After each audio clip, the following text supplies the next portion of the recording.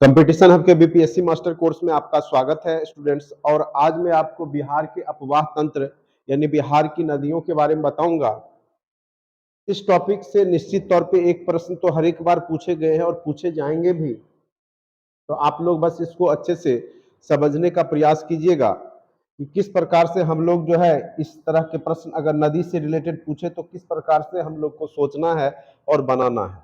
तो सबसे पहले हम लोग देखेंगे कि बिहार की नदियां अपवाह तंत्र को मुख्यतः दो भागों में बांटा जा सकता है।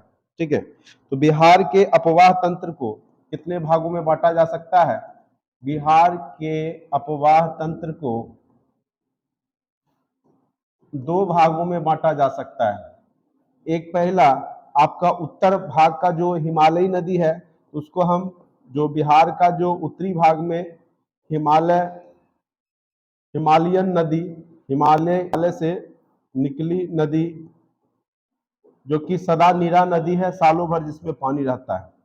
दूसरा है आपका छोटा नागपुर का जो पठार है,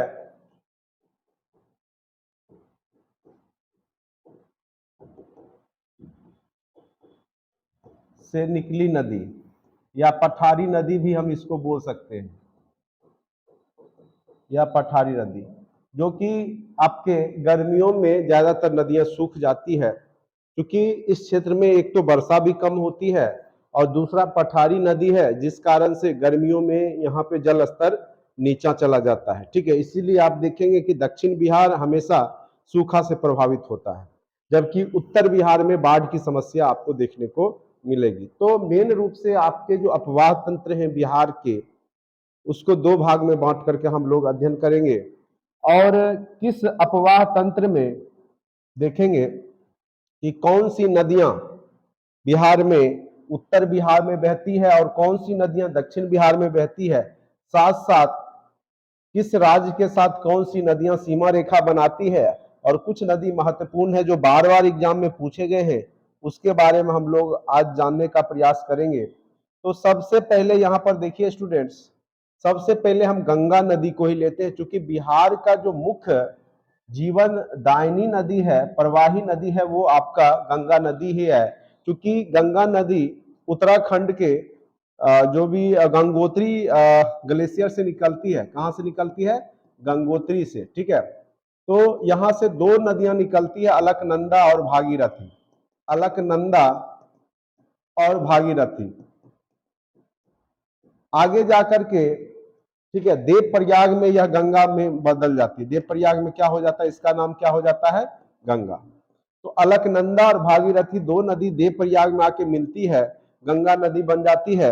फिर आगे चल करके हरिद्वार में आकर के वह मैदानी भाग में प्रवेश करती हुई बिहार में जो है खास करके सारण और भोजपुर और सारण के बीच में आपका चौसा का मैदान है। कौन सा मैदान है? चौसा, जगह का नाम है चौसा। वहां प्रवेश करती है। प्रश्न पूछा जा सकता है कि बिहार में गंगा नदी कहां प्रवेश करती है? तो चौसा के मैदान में प्रवेश करती है और बिहार को लगभग दो भागों में बांट देती है। ठीक है, एक उत्तर का बिहार, दूसरा दक्षिण का बिहार। और गंगा नदी बिहार में जो इसका प्रवाह क्षेत्र लंबाई जो है वो लगभग 445 किलोमीटर है। ऐसे बिहार छोड़ करके अगर टोटल ओवरऑल गंगा नदी की लंबाई अगर पूछे तो बोलना है आपको 2525 किलोमीटर। यानी भारत में बहने वाली भारत की सबसे लंबी नदी गंगा नदी है, जो कि उत्तराखंड के गंगोत्री से निकलती है ग्लेशियर से, और आगे चल करके बंगाल की खाड़ी में जाकर के, पश्चिम बंगाल के बाद बंगाल की खाड़ी में जाकर के गिर जाती है। ठीक है, तो यही मेन नदी है बिहार की। बाद बाकी इसकी सहायक नदियां हैं। तो सहायक नदी में सबसे पहले हम लोग देखेंगे जो यूपी बॉर्डर पे कौन नदी है। ठीक है, ये आपका यूपी बॉर्डर है। यूपी बॉर्डर पे एक तरफ आपका दक्षिण बिहार की एक नदी है और एक तरफ आपका कौन सी नदी है? तो घाघरा नदी है। ठीक है, जो कि उत्तर बिहार में बाउंड्री शेयर करती है और मात्र बिहार में यह 83 किलोमीटर की लंबाई तय करती है। ऐसे है बड़ी नदी, लेकिन बिहार में इसकी जो लंबाई है मात्र 83 किलोमीटर। अगर ऐसे देखें तो इसकी लंबाई 1180 किलोमीटर है, कम नहीं है, बहुत लंबी नदी है घाघरा नदी। और आपको पता होगा कि सरयुग जो है, जो अयोध्या नगर जो है सरयुग नदी के किनारे है, सरयुग ही घाघरा में बदल जाती है। यानी आगे चल करके घाघरा जो बिहार में सरयुग नदी को ही कहा जाता है, इसके कई नाम हैं। ऐसे ये निकलती कहां से है, तो तिब्बत के पठार मापचा चुंग जो पहाड़ी है वहां से निकलती है। वहां पे इसको कर्नाली नदी के नाम से जाना जाता है। सरयुग नदी, घाघरा नदी, घग्गर नदी, लखनदेई भी इनको नाम दिया गया है। कई ग्रंथ में, जो हिंदू ग्रंथ है उसमें लखनदेई के नाम से भी इस नदी को जाना जाता है। तो यहां से प्रश्न पूछने की संभावना बन रही है, कहां से निकलती है घाघरा या घग्गर, तो उसका और भी नाम क्या है, सरयुग है, लखनदेई है, कर्नाली है, मापचा चुंग है, और 83 किलोमीटर लगभग बिहार में यह यानी यूपी के तरफ से बाउंड्री बनाती है। तो घाघरा के बारे में थोड़ा बहुत आप जान गए। तो मेरा उद्देश्य है बस थोड़ा थोड़ा आपको जानकारी दे दें, जहां से प्रश्न आपके बन जाए। बाकी डीपली नोट्स में दे दूंगा, उसमें आपका सारा कुछ रहेगा लिखा हुआ। अब आ जाइए करमनासा नदी, ठीक है। तो ये दक्षिण बिहार में बहती है, और यह नदी जो है आपका क्या है, कह सकते हैं कि इसको जो है कर्मनाश हो जाता है, यानी अशुभ नदी के रूप में भी जाना जाता है। यह नदी शुभ नहीं मानी जाती है, इसमें लोग स्नान नहीं करते, कहा जाता है स्नान करने से तरह तरह की बीमारियां हो जाती है। तो करमनासा नदी भी आपका यूपी बॉर्डर शेयर करता है बिहार और यूपी के बीच में, तो ये याद रखना है। उसके बाद उत्तर बिहार की दूसरी नदी जो सबसे लंबी नदी है यहाँ पर, वो है आपका गंडक नदी, और इसमें सालों भर पानी रहेगा, और इसका जो पानी की मात्रा भी ज्यादा रहती है गंडक नदी में। और यहाँ पे पहले बहुत ज्यादा बाढ़ आता था इस क्षेत्र में, अब क्या किया गया कि वाल्मीकि नगर में बैराज बना दिया गया, ठीक है। बैराज बनने के बाद इस क्षेत्र में अब बाढ़, जो आपका पश्चिम चंपारण का एरिया है, वहां पे बाढ़ नहीं आता है, ठीक है। और ये जो है सप्त गंडकी के नाम से जानी जाती है नेपाल में। और मांगन मोट एक जगह है पहाड़ी, वहां से यह निकलते हुए हाजीपुर के पास जो सोनपुर जगह है, जहां पे आपका मेला लगता है सोनपुर का, वहां पे गंडक आके मिल जाती है। और एक तरफ से आपका सोन नदी आकर के वहां मिल जाती है। कौन सी नदी मिल जाती है? सोन नदी। तो तीनों का संगम स्थल सोन नदी इधर से आपका कह सकते हैं कि दानापुर के पास, और इधर क्षेत्र में आपका जो है हाजीपुर सोनपुर है गंगा के उस पर, वहां पर तीनों नदी का संगम है, दानापुर में कह सकते हैं, सोनपुर में, और वहीं पे आपका हरिहर क्षेत्र का मेला भी लगता है। तो सप्तगंडकी भी गंडक का ही नाम है। उसके बाद एक नदी है बूढ़ी गंडक। तो बूढ़ी गंडक गंडक के अलावे अलग नदी है। कई लोग को गंडक और बूढ़ी गंडक सोचते एक ही है, बिल्कुल नहीं, दोनों अलग अलग नदी है। यह नेपाल के सोमेश्वर की पहाड़ी से निकलती हुई यहाँ पर आपका बेगूसराय के आसपास आकर के खगड़िया में जाकर के मिल जाती है, ठीक है। तो आगे हम सारा चर्चा कर देंगे, लिखा हुआ है। इधर आपका बागमती है और कमला है। मिथिला क्षेत्र की पवित्र नदी कमला नदी को कहा जाता है, इसको माता का दर्जा है, कमला मैया का भी दर्जा दिया गया है। और बिहार का शोक कोसी नदी कहलाता है। ऐसे कोसी नदी सप्तकोश की जो 7 नदियों की धारा है उससे निकली है, और 730 किलोमीटर लंबी है, ठीक है। और बिहार का शोक इसलिए कहा जाता है क्योंकि आपने 7 बहुत ज्यादा गाद लाती है, मतलब मिट्टी कटाव करते हुए आती है, और पूरा जो जल स्तर का जो मिट्टी अंदर का जो है, जो गहरा खाई है उसको भर देती है, जिस कारण से पानी मैदानी भागों में फैल जाता है, और इस क्षेत्र में पूरा आपका बाढ़ का क्षेत्र बन जाता है, ठीक है। तो यहां से यह भी प्रश्न पूछा जा सकता है, बलान कोसी में ही आके मिलती है।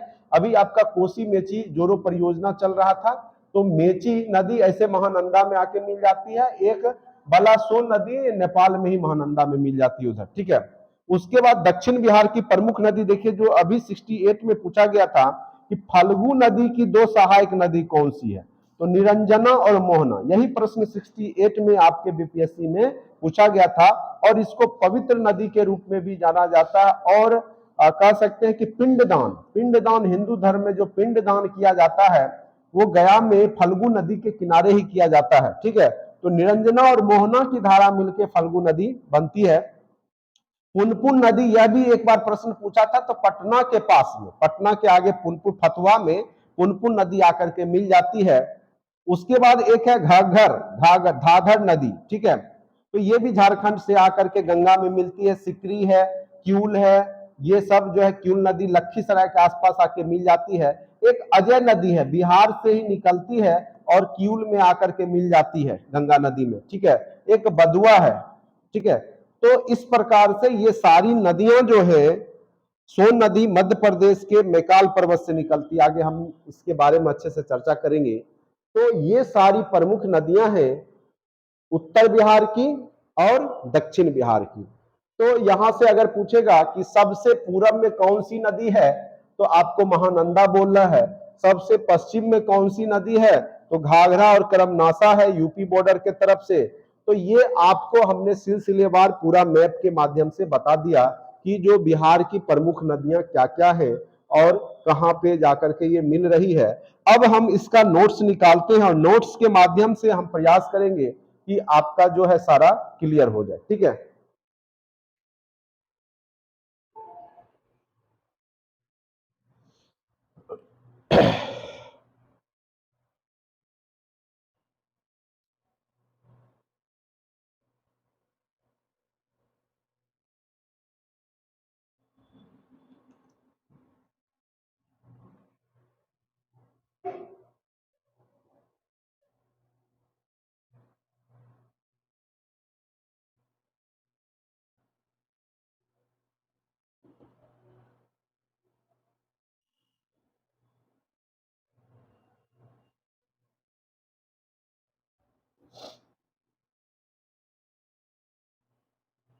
अब उसी चीज को यहाँ पे हैंड रिटेन को फिर टाइपिंग हमने करवा दिया था इसे। तो यही जो है आपका नोट्स है, आपको जो भी लोग जुड़ेंगे क्लास से उनको ये सारा नोट्स मिल जाएगा।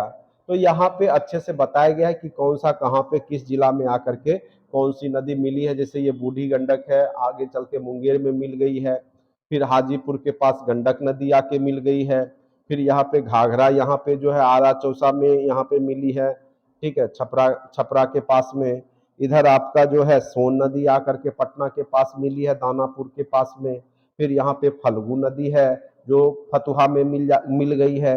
इधर आपका जो है तो धरधर नदी है, इधर बदुआ नदी है, जिसकी चर्चा हमने मैप के माध्यम से लिख करके किया। वही यहाँ देखिए महानंदा है, ठीक है। तो उसी को यहाँ पर मैप के माध्यम से लिखा गया है। अब देखिए यहाँ पर जो नोट्स में क्या लिखा गया है, बिहार के अपवाह तंत्र का आधार कौन सी नदी है, तो गंगा नदी है। और बिहार की धरातलीय स्वरूप को विकसित करने में गंगा और उसकी सहायक नदियों का क्या है, महत्वपूर्ण योगदान है। नदियों के उद्गम क्षेत्र के आधार पर बिहार की नदियों को दो भागों में विभाजित किया जा सकता है। पहले आपका उत्तर बिहार की नदियां, दूसरा दक्षिण बिहार की नदियां। यानी इसको हम हिमालयन नदी बोल सकते हैं, हिमालय द्वारा लाई गई नदी, ठीक है। हिमालय से आती जो नदी है उसके द्वारा हिमालयन नदी ये हो गया, और दूसरा हो गया पठारी नदी, ठीक है, जो कि दक्षिण बिहार की नदियां हैं। अब बहुत सारी नदियां हैं, उसको वन बाय वन करके हम लोग देखेंगे कि उसकी लंबाई क्या है। शॉर्ट शॉर्ट में नोट्स बनाया गया है कि कम टाइम पे आप रिवीजन कर सकते। तो गंगा नदी बिहार की प्रमुख नदी है और इसकी लंबाई 445 किलोमीटर है, और हमने बताई गोमुख से निकलती है, और टोटल इसकी लंबाई 2525 किलोमीटर है, ठीक है। तो अलकनंदा और भागीरथी जो देव प्रयाग माँ के गंगा में बदल जाती है, गोमुख गंगोत्री हिमनद से निकलती है और बंगाल की खाड़ी में जाकर के गिर जाती है। गंडक 260 किलोमीटर बिहार में इसकी लंबाई है। अन्नपूर्णा श्रेणी मानमोट कुटांग के मध्य से नेपाल से निकलती है, और हाजीपुर के निकट हमने बताया सोन नदी और ये गंडक, ठीक है, ये हाजीपुर में आकर के मिल जाती है। तीसरा है घाघरा नदी, बिहार में इसकी लंबाई मात्र 83 किलोमीटर है। ऐसे यह 1180 किलोमीटर लंबी नदी है। इसी को सरयुग नदी भी कहा जाता है, कर्णाली नदी भी कहा जाता है। और यह माप चाचुंगो हिमनद नेपाल से तिब्बत के पठार से निकलती है, और गंगा नदी में छपरा के निकट, कहां पर, छपरा के निकट जाकर के मिल जाती है, जैसा कि आपने मैप में भी देखा। अब देखिए बूढ़ी गंडक है, और ये कहां से निकलती है, सोमेश्वर की पहाड़ी से, और गंगा नदी में मुंगेर जिला के उत्तर मांझी में जाकर के मिल जाती है, ठीक है। अब आ जाइए बागमती, 394 किलोमीटर लंबी है, महाभारत श्रेणी नेपाल से निकलती है, और बेगूसराय में हमने बोला था कि बूढ़ी गंडक में आकर के मिल जाती है। कौन, बागमती। कमला, जिसको कि मिथिला की माता का दर्जा मिला गया है, पवित्र नदी के रूप में जानी जाती है, महाभारत श्रेणी नेपाल से निकलती है और आकर के कोसी नदी में मिल जाती है। और कोसी आपको पता ही है बिहार का शोक के नाम से भी जाना जाता है। अब आइए कोसी नदी के बारे में। कोसी नदी गोसाई थान की चोटी नेपाल से निकलती है और कुर्सेला कटिहार में जाकर के गंगा नदी में मिल जाती है। अति महत्वपूर्ण है, वीवीआई है। और यह अपने साथ जो गाद लाती है उस कारण से क्या होता है कि मैदानी भाग में इसका जल ऊपर हो जाता है और बाढ़ आ जाती है। महानंदा दार्जिलिंग की पहाड़ियों से निकलती है जहां पे चाय की खेती होती है और गंगा नदी में मनिहारी कटिहार के निकट आकर के ये भी नदी मिल जाती है। सारी नदियां गंगा नदी में ही मिलती है। अब आ जाइए दक्षिण बिहार की नदी सोन नदी और अमरकंटक के पठार मध्य प्रदेश से निकलती है और गंगा नदी में मनेर शरीफ जो पटना जगह है पटना में आकर के मिल जाती है सोन नदी। ऐसे दानापुर भी हम बोल सकते हैं उसको, कोई दिक्कत नहीं है। ठीक है, अब आते हैं पुनपुन नदी। आपको पता होगा पुनपुन, यह प्रश्न भी पूछा गया था एक बार। फतुहा में पटना के बाद जो है फतुहा, वहां पे ये नदी जाकर के मिल जाती है। यह छोटा नागपुर के पठार पलामू से निकलती है। यहाँ पे लिखा हुआ है फतुहा पटना के निकट गंगा नदी में मिल जाती है। उसके बाद करमनासा और यह विंध्य पहाड़ी समूह से निकलती है और चौसा बक्सर के निकट गंगा नदी में मिल जाती है। इसको जो है कह सकते हैं और पवित्र नदी है यह, इसमें नहाने से कर्मनाश हो जाता है, ऐसा वेद पुराणों की बात लिखी गई है। फल्गु नदी, यहां से पूछा गया था प्रश्न। ये दो नदी मिलकर के मोहना और निरंजना नदी के तट पे ही गौतम बुद्ध को बोध गया में ज्ञान की प्राप्ति हुई थी, आपको पता होगा। और यह जो है छोटा नागपुर के पठार से निकलती है और मोकामा टाल जो टाल क्षेत्र है गंगा नदी का, वहां पे जाके मिल जाती है। अब आज अजय नदी, बिहार में निकलने वाली एकमात्र नदी कौन सी है? अजय नदी, जो जमुई बटपार जगह से निकलती है और गंगा नदी में पश्चिम बंगाल में जाकर के मिल जाती है।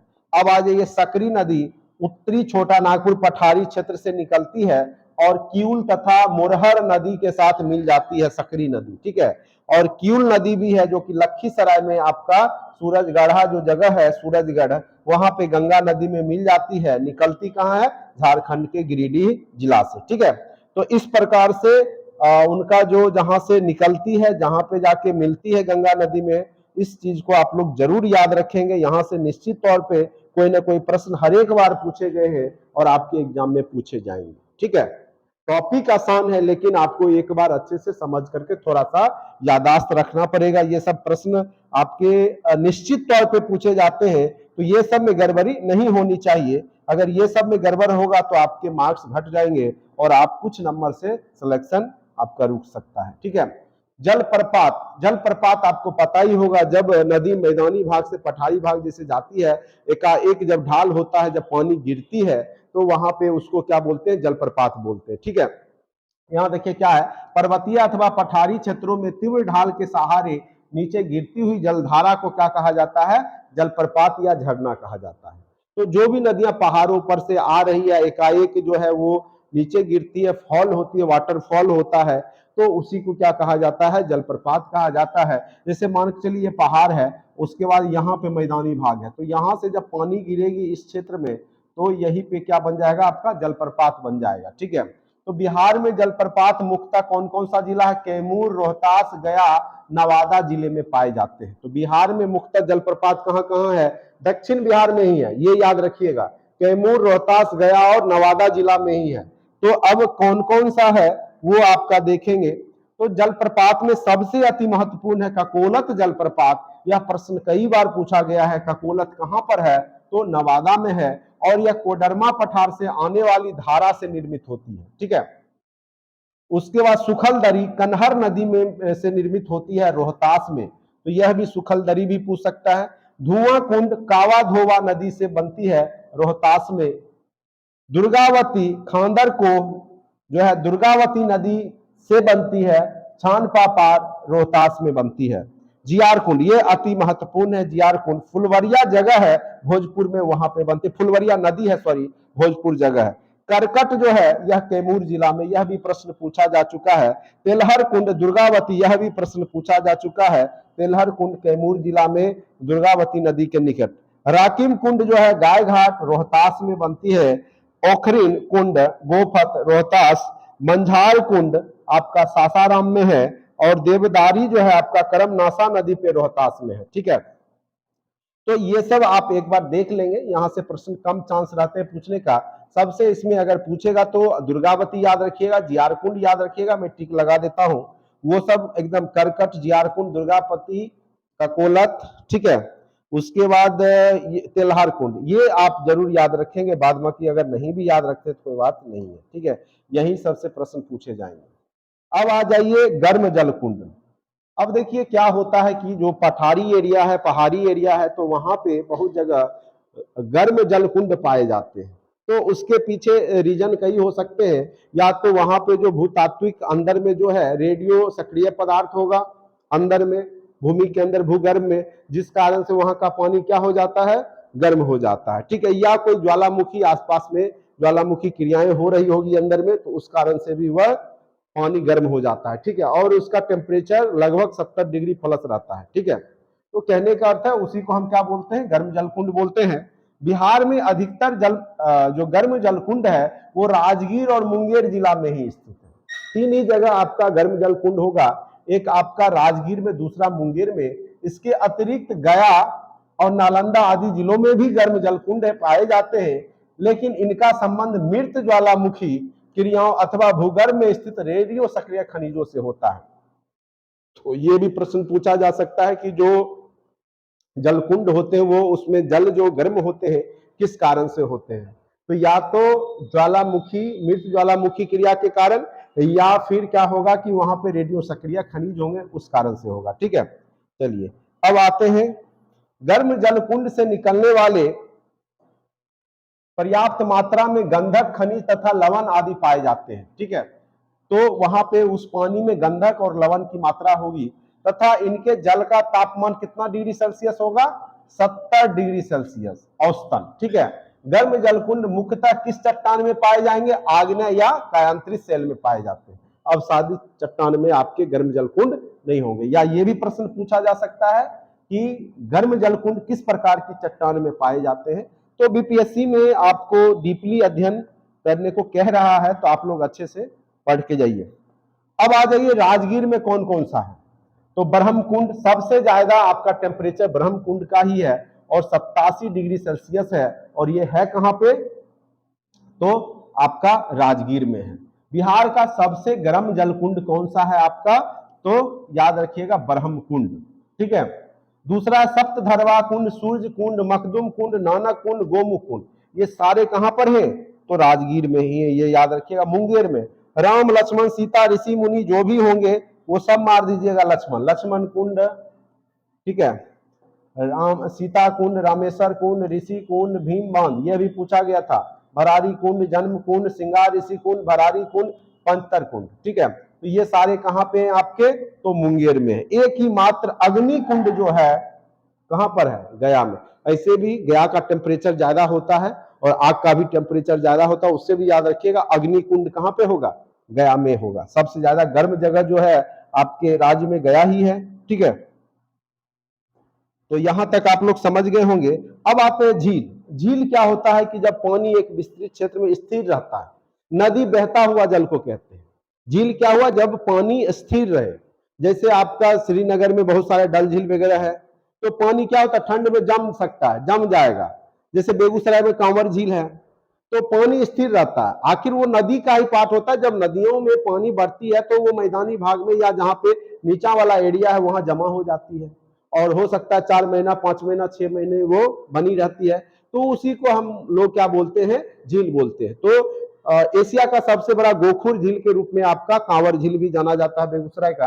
तो यहाँ पे कांवर झील के बारे में जान लीजिए।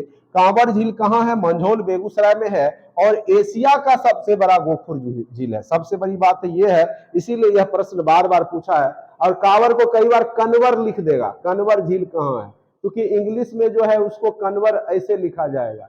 तो कई बार यह प्रश्न आपको कंफ्यूज करा सकता है, कांवर को कन्वर लिख देगा, तो कन्वर नहीं रहता है, बाकी कांवर ही रहता है वो। गोगाबिल झील मनिहारी कटिहार में है। गोगाबिल कहाँ है, मनिहारी कटिहार में। कुशेश्वर स्थान दरभंगा में है। जगतपुर झील भागलपुर में है, और सिमरी बख्तियारपुर झील सहरसा में है। तो इस प्रकार से आपके जो अपवाह तंत्र है, झील हो, जलप्रपात हो, नदियां हो, हमने कंप्लीट कर दिया।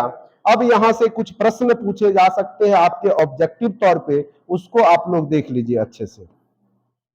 सबसे पहला प्रश्न आप लोग देखिए क्या है, गंगा नदी बिहार के किस जिले में राज्य में प्रवेश करती है? तो बक्सर, भागलपुर, पटना, बांका। अब बताइए किस जिला में प्रवेश करती है? तो बक्सर जिला में। बक्सर और भोजपुर। तो बक्सर है कहाँ? चौसा जो है बक्सर में ही है, तो यहाँ पे ए ऑप्शन हो जाएगा। ठीक है, गंगा नदी बिहार के किस जिले से राज्य में प्रवेश करती है? तो बक्सर, याद रखिएगा। ठीक है, निम्नलिखित में से कौन सी नदी बिहार तथा उत्तर प्रदेश के मध्य सीमा रेखा नहीं बनाती है? तो घाघरा बनाती है, करमनासा बनाती है, थोड़ा सा गंडक भी बनाती है, लेकिन फल्गु बनाती है?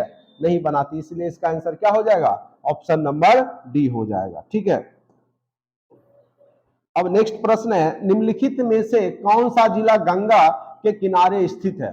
तो यहाँ पे वैशाली, भोजपुर, सब कटिहार सब गंगा के किनारे स्थित है, इसलिए एक से अधिक। ठीक है, कुशेश्वर स्थान झील किस जिला में? ये तो सबको पता ही है, दरभंगा में है। चलिए नेक्स्ट है, ककोलत जलप्रपात कहाँ है? तो नवादा में। अभी तुरंत हमने बताया था, ककोलत पूछ सकता है, नवादा में है। मेची किसकी सहायक नदी है? तो मेची जो है वो आपकी महानंदा की सहायक नदी है। किसकी नदी है? महानंदा की सहायक नदी है। ठीक है, अब नेक्स्ट आते हैं, गंडक नदी निम्नलिखित में से किस स्थान पे गंगा नदी में मिलती है? तो गंडक के बारे में हमने बोला था, कहां पे मिलती है? तो हाजीपुर के पास, सोनपुर जो जगह है, नहीं तो यहाँ पे बेगूसराय, मुंगेर, खगड़िया दिए हुए हैं, तो यहाँ पे हाजीपुर में जाकर के सोनपुर जगह है, वहां पे मिलती है गंडक नदी। हाँ, बूढ़ी गंडक पूछता तो मुंगेर में। ठीक है, चलिए, तो गंडक और बूढ़ी गंडक दोनों में अंतर है। और गंडक नदी बिहार में कुल लंबाई कितनी है? तो याद रखेंगे 260 किलोमीटर। निम्नलिखित में से किस नदी का उद्गम स्थल बिहार में है? तो देखिए, पुनपुन का नहीं है, महानंदा का नहीं है, अजय नदी। अभी हमने बताया था अजय नदी का है। एक ही नदी है जो बिहार में उद्गम है, वो है आपकी अजय नदी का। ठीक है, चलिए अब नेक्स्ट प्रश्न पे आते हैं, निम्नलिखित में से कौन सा जलकुंड राजगीर में स्थित नहीं है? तो सूर्य कुंड तो है ही, नानक कुंड भी है, सूर्य कुंड भी है, कौन सा नहीं है वो? अब और भी ऑप्शन देखते हैं इधर। अग्नि कुंड कहां पे था? गया में था, इसलिए वो राजगीर में नहीं होगा। तो क्या हो जाएगा इसका आंसर? अग्नि कुंड। कोसी नदी का उद्गम स्थल हमने क्या बताया था? गोसाईनाथ की चोटी। तो इसका आंसर क्या हो जाएगा? गोसाई थान की चोटी। कहां पे? नेपाल।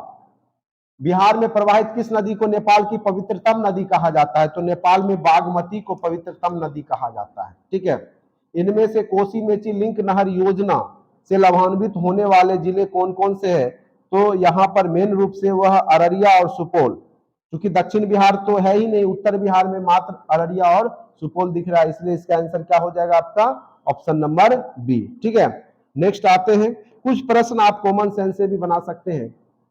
प्रश्न 14 है, देवदारी जलप्रपात किस नदी पर स्थित है? तो देवदारी जलप्रपात के बारे में हमने बताया था, किस नदी पे है? देखिए, अभी हमने थ्योरी में इस चीज को बताया था। देवदारी जलप्रपात किस नदी पर है?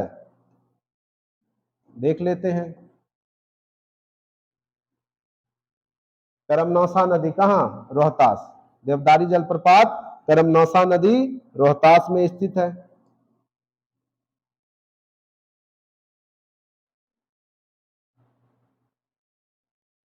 यहाँ पे करमनासा नदी ऑप्शन है, इसलिए इसका आंसर क्या हो जाएगा आपका? करमनासा नदी। अब है फुलवरिया नदी, कौन सा जलप्रपात स्थित है? तो जियार कुंड। कौन सा है? जियार कुंड है। फुलवरिया नदी पे जियार कुंड अभी हमने बताया था, इंपॉर्टेंट में भी बताया था इस चीज को। करकट जलप्रपात कहां पे स्थित है? तो कैमूर में है। करकट जलप्रपात कहां पे है? कैमूर में है। ठीक है, तो इस प्रकार से आपके सारे प्रश्न जो है आप देख लीजिए। करकट जलप्रपात को भी एक बार देख लीजिए, कहां पे स्थित था? तो कैमूर में। देखिए, कैमूर जिला में। तो ये सब प्रश्न बार बार पूछे जाएंगे, और अपवाह तंत्र और ये सब झील, चट्टान, ये सब से निश्चित तौर पे ज्योग्राफी के जो प्रश्न है वो एक या दो प्रश्न निश्चित तौर पे यहां से पूछे जाते हैं। इसलिए आप लोग ये टॉपिक को अच्छे से जरूर पढ़ लीजिए।